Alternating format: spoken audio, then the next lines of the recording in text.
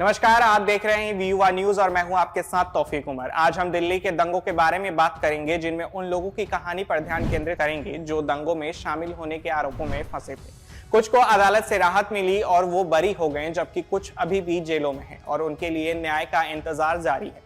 तो आइए जानते हैं इस जटिल और संवेदनशील मामले के बारे में विस्तार से। दिल्ली में फरवरी 2020 में जो घटनाएं घटी उन्हें कोई भी नहीं भूल सकता। हिंसा और तोड़फाड़ की घटनाओं ने दिल्ली को एक खौफनाक मोड़ पर ला खड़ा किया था। आम नागरिकों से लेकर पुलिस तक हर किसी ने इसका खामियाजा भुगता।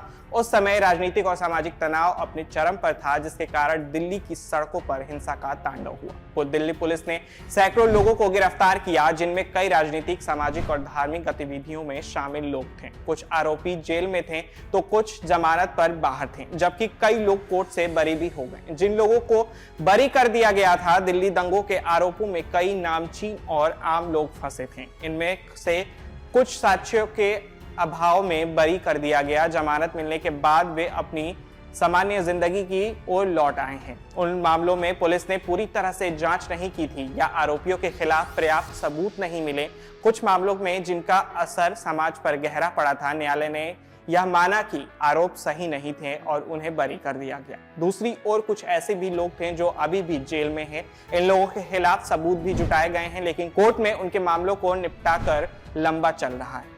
कुछ मामलों में आरोपी के बावजूद उन्हें राहत नहीं मिल पाई है। समाज में यह भी सवाल उठ रहे हैं कि क्या ये लोग सच में दोषी हैं या फिर राजनीतिक कारणों से इन्हें सजा दी जा रही है। दिल्ली दंगों के मामलों में कानून और न्याय व्यवस्था की भूमिका अहम रही है। अदालतों ने अपने फैसलों की निष्पक्षता का पालन किया है, लेकिन इसके बावजूद कई लोगों का कहना है कि राजनीतिक दबाव और सामाजिक असहमति के कारण कुछ मामलों में अनावश्यक देरी हो रही है। कई सामाजिक कार्यकर्ता और मानवाधिकारी संगठन भी इस पर सवाल उठा रहे हैं कि क्या यह दंगे वास्तव में एक राजनीतिक योजना का हिस्सा थे और क्या इस मामले में न्यायपूर्ण प्रक्रिया पूरी हुई है। दिल्ली के विभिन्न इलाकों के लोग इस मामले को लेकर अपने अपने विचार व्यक्त करते हैं।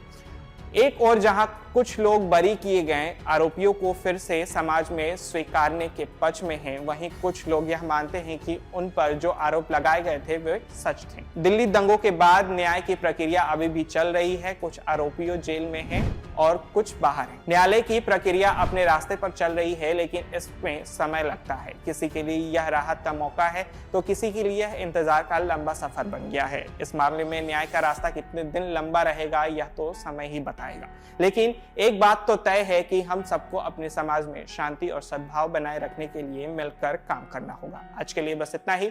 बाकी देश और दुनिया की तमाम खबरों के लिए जुड़े रहिए हमारे साथ और देखते रहिए वीयूआ न्यूज।